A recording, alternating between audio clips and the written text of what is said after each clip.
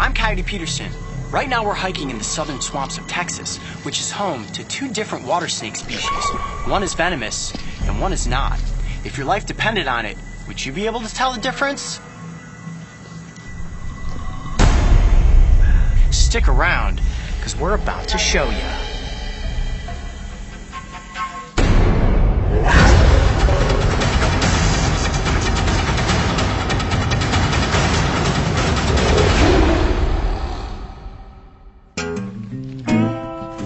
As the sun cut through the tops of the cypress trees, I carefully made my way into the swamp.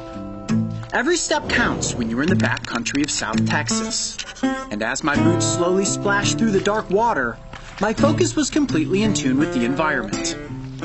I knew that it was only a matter of time before I would find the one reptile that most people are terrified of. Coyote, what are you looking for? Snakes, and nothing yet. You know, most people are out there and they're hiking and they stumble upon snakes when they don't expect to.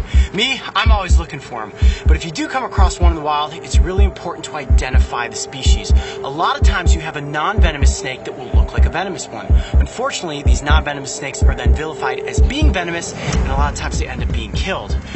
My goal today is to catch one non-venomous snake and one venomous snake so we can show you the distinct differences between the two. It's a long search out here in the swamps.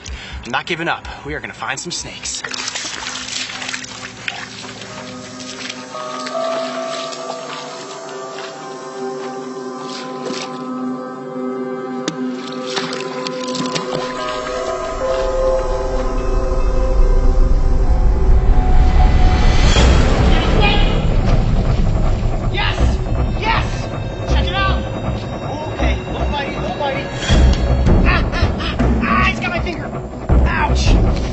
Good news for me though is that this one is non-venomous. Bring up in the light.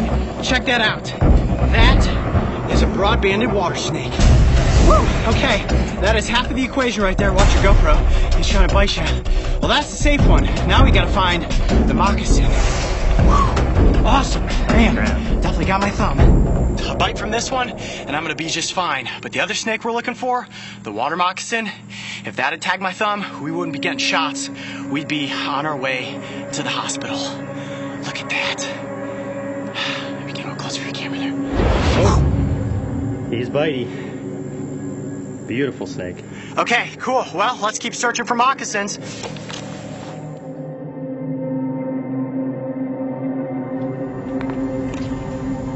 What you did not want to do is just accidentally step on a venomous snake. This is definitely moccasin territory.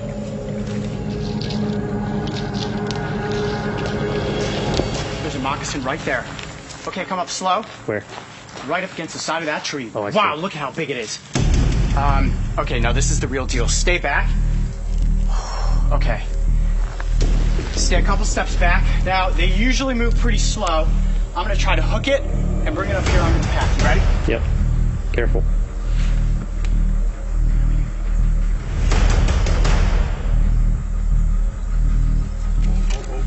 Start moving.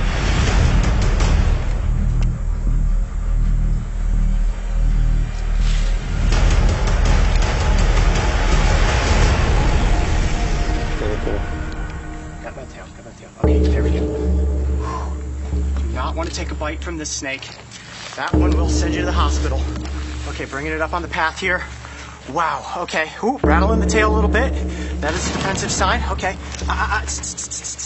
It should just stop for us. Come here. There we go. All right, what we need to do now is just get the snake under control so that we can get it up close for the cameras. Let me move it back a little bit here. My nerves are going. Just looking into the water there, and that's how well these things camouflage. I just saw it out of the corner of my eye, just an obscure shape up against that cypress. And that's what these snakes will do. You don't often see them just slithering about like you would a water snake. They'll often be just like this, curled up in a ball somewhere, trying to stay camouflaged, trying to stay away from any potential predators. And then again, if you were going to try to eat this snake, you better be quick, because if you're tagged by those fangs, you are going to be in a world of trouble.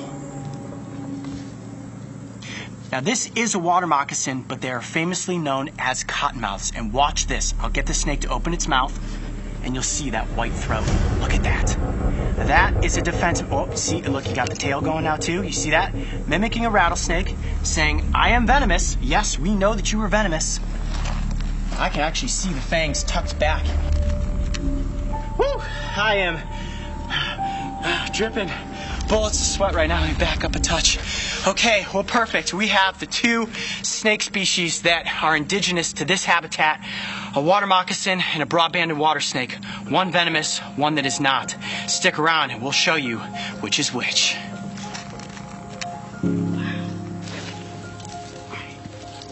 Check this out.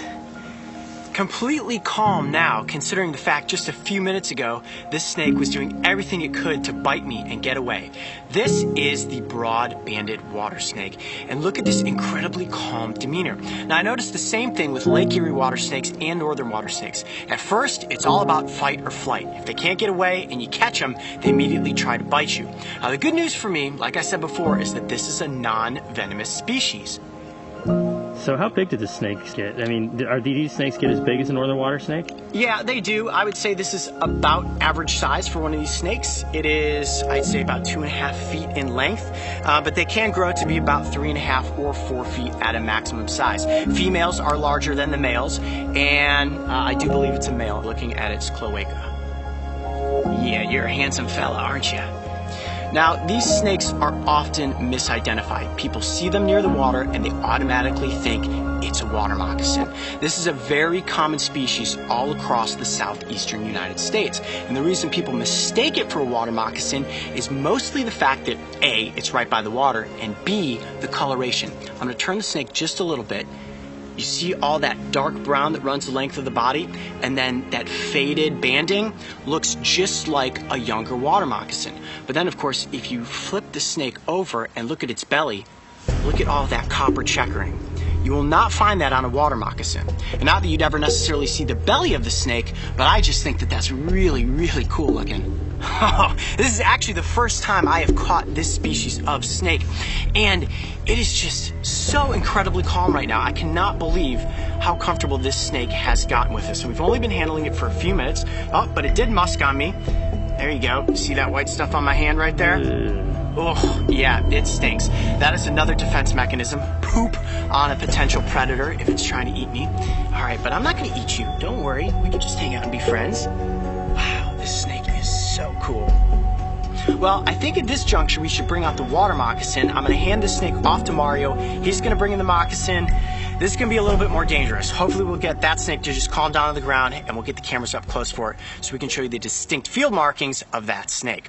All right, you ready? Yep.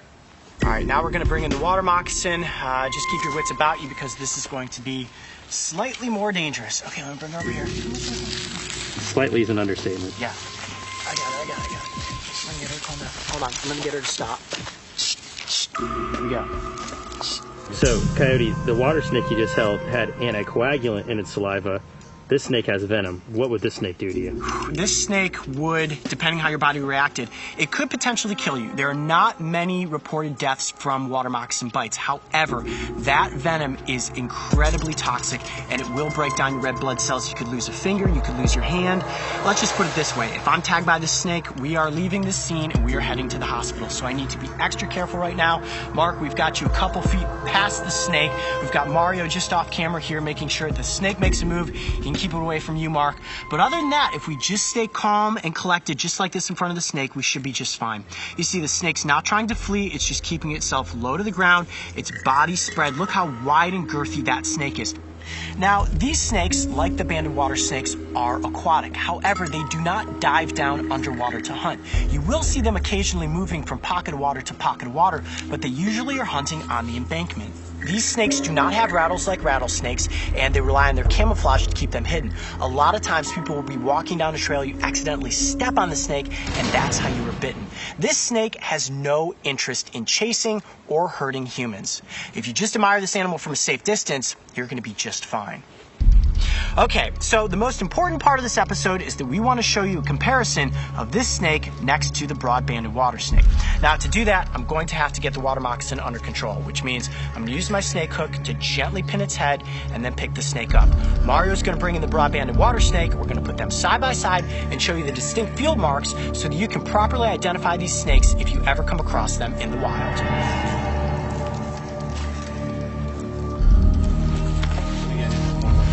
I am gently going to get position of her head, just like this. There we go. I want my fingers just behind the head like that.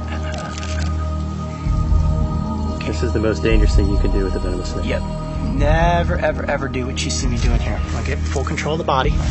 There we go. Yeah, well, you notice my hand is shaking. Now, never, ever, ever try to pick up a venomous snake like you just saw me do. And the only reason that I headed this snake is so that we can get both of these right next to each other. I've got a gentle yet firm grip on the back of her head, just behind the venom glands, and full control of the body. You won't see me moving too much more for this scene. I just got to kind of collect my nerves, stay calm. Mario, go ahead and bring in the broad-banded water snake. There we go. Cool. Look at that. A little nervous? A little bit. Kind of have a dangerous snake here in my hand. She's calmed down a bit. You can see her tongue's flicking out now, so that's good. She's not trying to expose her fangs. Now, the water moccasin, because it is a pit viper and it has these two massive venom glands, has a very triangular shaped head. You pan over to the broad-banded water snake, and its head is actually very narrow. However, when these broad-banded water snakes are threatened, they will flatten their heads and puff them up, forming them into a triangle, which oftentimes causes people to misidentify them for water moccasins. It's good news for the snake if it drives off a predator, but it's bad news if that predator is a human, and then unfortunately that snake usually ends up being killed. Sorry, a little nervous. Let's look on the heads as well at the snake's eye. So I'm going to just slightly turn. I'll move. You stay there. Okay. You'll notice that the water moccasin has a vertical pupil, while the banded water snake has a circular pupil. I don't imagine anybody out there watching is ever going to get face-to-face with either of these snake species, but if you happen upon one and you see a vertical pupil, you know it's a moccasin and you know that it's venomous. Now, the last difference on the face of these snakes is the fact that the water moccasin is a pit viper. Now, right up front there, you'll see a nostril, and just behind that, you see another hole in between the nostril and the eye. That is the heat-sensing pit, which allows these snakes to detect not only their prey, but potential predators in the environment. Now, when you look at the broad-banded water snake, you'll notice that it does not have pits, just eyes and nostrils. When you look at these two snakes overhead, you can see how similar they are in coloration. Now, the broad-banded water snake has more distinct banding, but if you were to just see these snakes at a quick glance, they are pretty similar looking. But you'll notice that the water moccasin has a much girthier, flattened body as compared to the banded water snake. Look at that difference right there. But their scales look similar. They do, don't they? And both species have rough keeled scales, which allows them to quickly be able to move through this rugged environment. Can we see the bellies? I know that's another big difference. Yep. Wow, look at that. Yeah. Now, you're never likely to see the belly of these two snakes next to each other, but as you can see, the banded water snake is beautiful and checkered, and the water moccasin is just kind of plain and cream colored. Not that that makes this snake any less special. I smell something, Coyote. You do. I smell that same thing. Both of these snakes right now are musking, which is a final defense tactic in the event that something tries to eat them. That musk is coming out of their bottom ends, and if you're a predator and you get that in your mouth, it tastes really bad. So, as you can tell, these snakes have many different defenses against potential predators. For everyone out there watching, we want you to know that these two snakes are very difficult to distinguish from one another. And if you see a snake out there in the wild, definitely treat it as if it's venomous. If it's a moccasin and you take a bite, you're going to be in a lot of trouble. So it's best to just always admire these animals from a safe distance. I'm Coyote Peterson. Be brave. Stay wild. We'll see you on the next adventure. All right, you ready to let them go? Let's do it. Back into the wild with these snakes. Working with snakes is one of the most dangerous aspects of this job. And the reason I do it is so that we can learn about these incredible animals and hopefully walk away with a newfound respect for even the ones that we are afraid of. If you thought this episode was fascinating, make sure to go back and watch as Mario and I compared an alligator to a crocodile. And don't forget, subscribe so you can join me and the crew on this season of Breaking Trail.